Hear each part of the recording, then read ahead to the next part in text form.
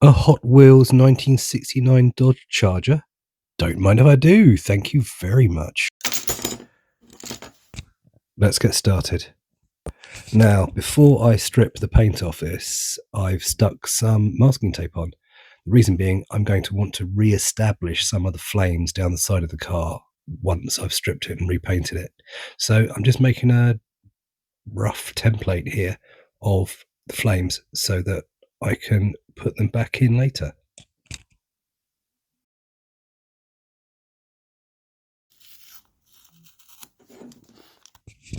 Having completed one for each side, I lined it in with a black pen just to make it easier to see, and then I stuck a second sheet of masking tape over the top just to make it a bit more resilient. Now, here's the first one. I've actually cut it out with a sharp knife, so in the fullness of time, when the time is right, I'll stick it back over here and use this as a template to re-establish the frames. Hopefully it will work, but if it doesn't, we won't find out until it's too late, I guess. I'm going to now get the stuff stuck on this car that I need to get stuck on before it's primed and painted. Now, the first thing I'm using is this stuff, packaging tape, parcel tape, goes around parcels. Cut a piece to size, and it's going to go just in the back here as like a bit of textured metal armor plating. Used this sort of thing before, it looks quite good when it's painted up. Additionally, I'm going to use this, which is styrene rod, probably 1mm, I think, that kind of dimension. I've cut various pieces to size, and they're just going to stick in the side here, along there in rows. Progress so far, I've got the bars in the window there, and I've got the little bit of armor plate just in the back. And also I've done my usual with a bit of aluminium food foil, made a riveted armored plate on the back. Yep, so I have matched the other side to what I've just shown you, and I've added some more bits and pieces, more armor plate, etc. None of this is new stuff. You've seen me do it before, so I don't need to go through it. It'll probably just bore you, but it's the usual stuff that I do. What is different is how I'm going to tackle a turret on the roof here. And I've got I've got a Nerf gun dart, and I thought the end would make quite a good turret. So I'm just going to cut the end off now using a sharp knife. Just going to glue it on the top on the roof here. I reckon it will work. Yeah, I think I'm going to go for it. And here it is, glued on the roof. There's been a slot cut into it, and I've fitted a North Star Military Figures machine gun in the top. So yeah, I'm happy with that. I mean, it looks a bit like a Dalek, doesn't it? But turrets do, I guess, don't they? I have now undercoated, primed this baby. I've done it in a pale colour. I think I used Skeleton Bone from Army Painter, but it's a very pale off-white. Reason being, I'm going to paint it a nice light colour. That colour is going to be pink, really bright bubblegum pink. You don't need to watch me paint this. You know how to paint, don't you? So let's catch up with each other once I've got it done. So the pink's dry. There's been a couple of coats on there. Nice even coat of pink. I'm coming in now with a red tone, Army Painter red tone, diluted and mixed in with the quick shade wash medium, and just slapping it all over just to get some of the recesses a little bit darker. The wash has dried. It's done what I wanted really, just established a little bit of darkening in some of the recesses. So yeah, that's good.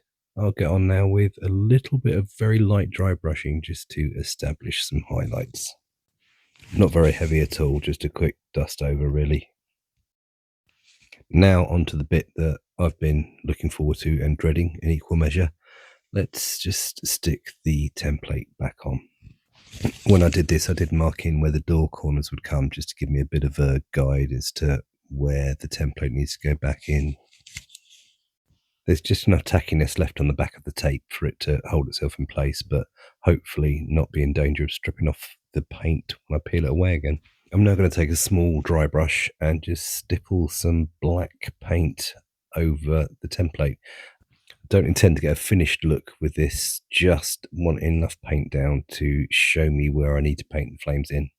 I wasn't brave enough with the paint to start with, so I had to come back a couple of times just adding more paint until I could get enough to at least make it worthwhile. Once I've finished, this is what it looks like. And off it comes. That's pretty much what I was after. There's been a little bit of leakage, not a huge amount, and obviously it doesn't look finished yet, but that will now give me a guide as to where I can paint the flames. Now I want the flames to be a sort of glittery, pearly black, and to get this effect, I'm going to try out this stuff, which is metal medium from Vallejo. Going to mix it with some black paint, brush it on, see how it goes. So a fine brush, the paint mix a bit diluted, and try and keep my hand as steady as I can. This is all about brush control, which I'm not an expert at, I'm afraid. But we do need to push ourselves sometimes, don't we? The end result is kind of the effect I wanted, I think. I'm not going to win any competitions with it, but it'll do for Gaslands, won't it? It's all right. I'm not sure how glittery the flames are, but they catch the light a bit. Probably doesn't show up too much on camera, but it's a nice effect, I think. So the flames have been tidied. Well, about as tidy as my eyes will allow me to get them. And I've painted the metal armor parts in, and the roof's been painted white. The turret's been painted a sort of a greyish gunmetal-y colour. Now, this was going to be a clean build, but it just doesn't feel right for me. I'm going to rust it up, because if it ain't rusty, it ain't Gaslands. So let's get that done. So I'm just going to be stippling on the two Army Painter Fanatic rust textures. They're dark rust and fresh rust. Also going to be using at the end just a little bit of their old dry rust paint, which sadly they don't make anymore. But any rust texture type paints will probably do. I just happen to like the Army Painter ones. I'm trying not to go too mad with this. I don't want to overdo it, but I certainly want it to look wastelandsy, neglected, rusty. Believe it or not, this is me trying to be restrained. So let's just see how restrained I can actually be, shall we? And I guess with this end result, the answer is not really that restrained, to be honest. Now I've reached a point in this project where I think I've gone a bit hobby blind. I'm sort of lacking inspiration, really. Don't really know what to do next. So I'm a firm believer that when in doubt, slap a wash on. So that's what I'm going to do. I'm going to stick a rusty wash on. This is going to be a home concocted recipe. It's the Army Painter Rust Wash mixed with some of their old dry rust. Any matte orange acrylic would do. I'm mixing a healthy portion of their quick shade wash medium and a fair amount of water to just have a thin, rusty looking wash. See if that will bring something to the party. I guess I'll leave it to dry now, and we'll just have to see how it turns out. So here the washes are dry. I think they work quite nicely, haven't they? They brought in a little bit of Gaslands grubbiness to it. I've also painted some other bits in, so the chrome areas on the back and front, and I've painted the gun in on the top with gunmetal as well, and I put some textured paint in the wheel arches. Now, here's a little idea I've had. Got some sandpaper. I'm just going to gently rub the base of the car on the sandpaper. This is because I want to jack the suspension, and I want a guide as to where to file the slots for the axles. I thought that this will show where the low points are, and they should match up with each other. So that's what I'll use as the guide for filing the axle slots. Might work, might not, but we'll see. So, progress so far. I'm liking it. I think the washes did good work. I've washed in now the bits that I'd chromed just to give a little bit of definition on there. And it's time to get the wheels on now. So I have kept the original wheels. All I've done is sprayed them with a matte varnish just to turn them from shiny plastic into something that looks like rubber tires. And now here is the groove I talked about.